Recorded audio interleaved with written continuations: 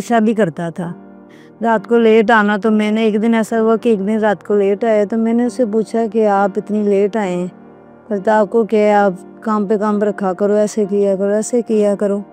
तो पहले तो उनकी सब बातें बर्दाश्त करती रही हूँ, उनकी जो जुल्म है वो बर्दाश्त करती रही हूँ। आखिर में ये जो मेरा हस्बैंड था उसने ये मेरे साथ कर दिया।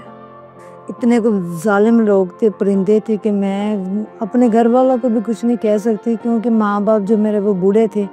अब मैं उनको क्या बोलती, मैंने ये सोचा, मैंने कहा चलिए आज नहीं कल इनको सास हो जाएगा, ठीक हो जाएंगे। कि जो हमारे रिश्तेदार हैं और जो ये इर्द गिर्द वाले लोग हैं, ये मेरे पास बैठना और मेरे साथ बात करना नहीं अच्छा समझते थे, तो मुझे बहुत टेंशन होती थी। इस हादसे के बाद आपके अपने इर्द गिर्द के लोग आपसे अवॉइड करने लग गए। जी, तो लोगों को कैसा रवैया रखने की जरूरत है?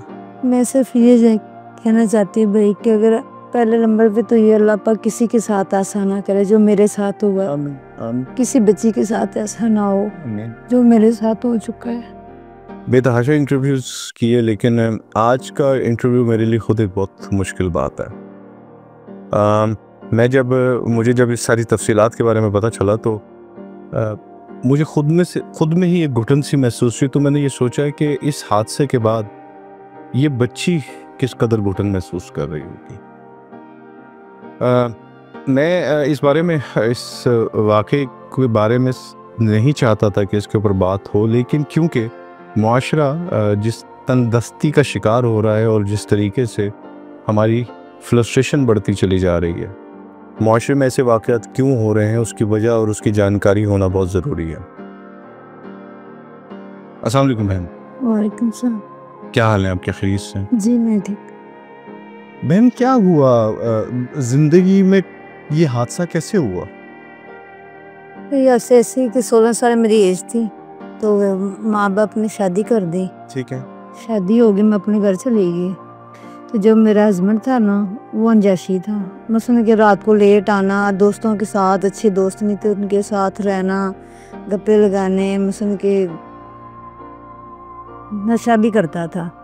रात को लेट आना, तो मैंने एक दिन ऐसा हुआ कि एक दिन रात को लेट आया, तो मैंने उससे पूछा कि आप इतनी लेट आए हैं, कहता आपको क्या है, आप काम पे काम रखा करो, ऐसे किया करो, ऐसे किया करो। खैर मैं चुप कर गई। तो इतना उसको गुस्सा आया कि उसने ना मुझे मारा भी, और उसके हाथ में ना एक बोतल थी, वो उसने ना मेरे मुंह पे फेंकी। जब मेरे चेहरे पे फेंका तो तब पता चला कि इसके अंदर तेजाब था। तो वो ये प्रोग्राम बना के आया हुआ था? पता नहीं सर कि वो क्या करके आया था, मुझे इस बात का अंदाजा। लड़ाइयाँ पहले भी होती थी आपकी?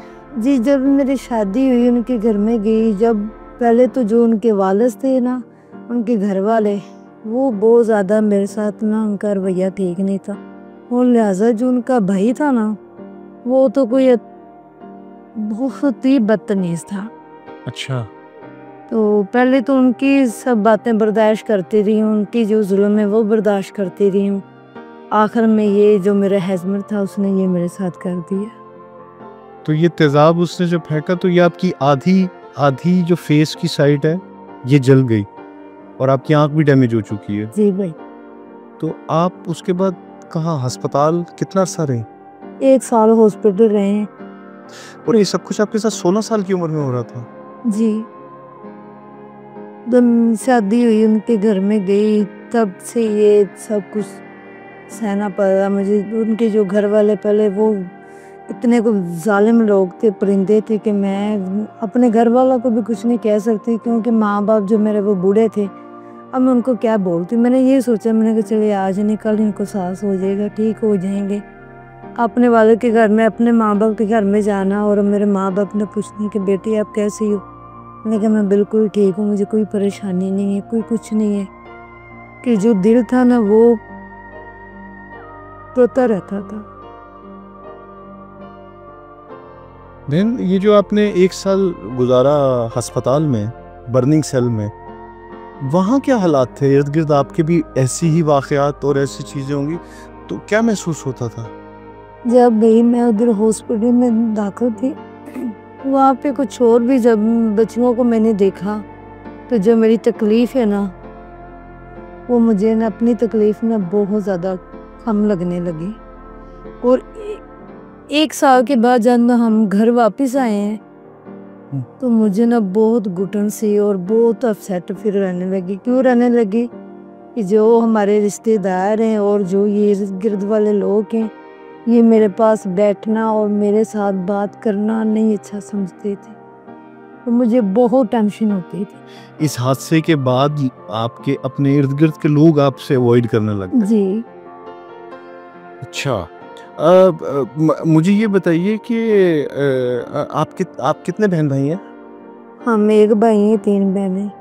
और वालदैन आपके ठीक ठाक हैं? जो वालिद है वो तो बीमार है, पर ठीक नहीं। जो वालिद है उनकी डेथ हो चुकी, सिर्फ ये मेरी वजह से, इस गम की वजह से? इस गम की वजह से उनकी डेथ हो गई है। क्या अगर मैं आपसे पूछूं मुआशरे के हवाले से, जैसे आपने ये अपने रिश्तेदारों के हवाले से बताया, कौन सी बात सबसे ज़्यादा तकलीफ देती है? ज़्यादा तकलीफ ये देती है कि हमारे जो रिश्तेदार हैं उनकी कोई खुशी होती है तो मैं उधर नहीं जा सकती हूँ। क्यों नहीं जा सकती हूँ कि वो कहते ये मरूस आ गई है, कम बख्त आ गई। तो ये जब मैं बातें सुनती हूँ तो भाई बहुत तकलीफ होती है, बहुत ज़्यादा तकलीफ होती है। एक तो मैं तकलीफ में हूँ, ऊपर से ये जो बातें तो मुझे ज़्यादा बहुत ज़्यादा तोड़ देती है। बहन मुझे बताइए कि आप अपने रोज़गार और मुआश के लिए क्या करती हैं? आपकी कोई जिम्मेदारी संभाल रहा है या क्या? ये कैसे ज़िंदगी गुजर रही है आपकी? भाई मैं जिधर भी जाती ही काम लेने के, मुझे किसी ने काम नहीं दिया। मैंने घरों में पता किया था तो मुझे किसी ने काम नहीं दिया। फैक्ट्री में पता किया, मुझे किसी ने काम नहीं दिया।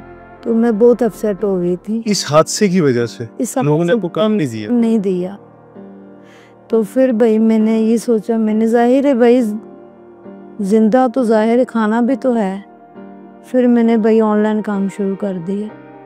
अब मैं ऑनलाइन काम करती हूँ माशाल्लाह। और उससे आपका गुजर बसर हो रहा है? हाँ, बस गुजारा हो रहा है, शुक्र है मालिक की ज़ात का।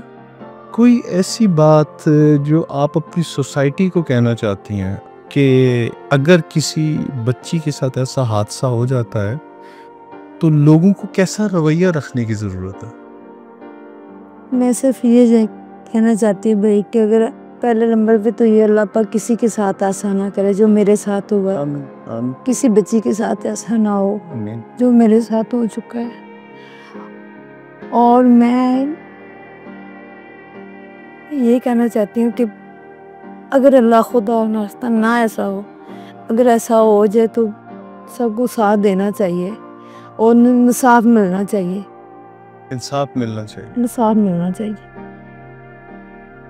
मैं आपका बहुत शुक्रगुजार हूँ कि आपने मुआशरे को आईना भी दिखाया और मुआशरे का आईना भी दिखाया कि वो इस किस्म के हादसात के बाद उनका क्या रवैया होता है, और उनको सलाह भी दी कि जो हमारी बहन बेटियों के साथ कहीं कोई ऐसा वाक़या हुआ है तो उनको धुतकारने की बजाय उनका साथ दिया जाए। हैप्पी लक पेरेंट्स का प्रोग्राम मेरे लोग आपके लिए उन्होंने तोहफ़ा भेजा है। आपकी जंग बहुत बड़ी है, लेकिन आपके साथ हैप्पी लक पेरेंट्स साथ खड़ा है आपको जब ज़रूरत हो। और आप माशाल्लाह ऑनलाइन का काम कर रही हैं। मुझे बड़ी खुशी हुई कि आपने अपनी कमज़ोरी में से अपनी ताकत भी निकाल ली, और आपके साथ बहुत दुआएं हैं और अल्लाह ताला आपके लिए बहुत आसानियाँ फरमाए। आमीन। अल्लाह भैया आपको भी तंदुरुस्ती दे और सेहत दे।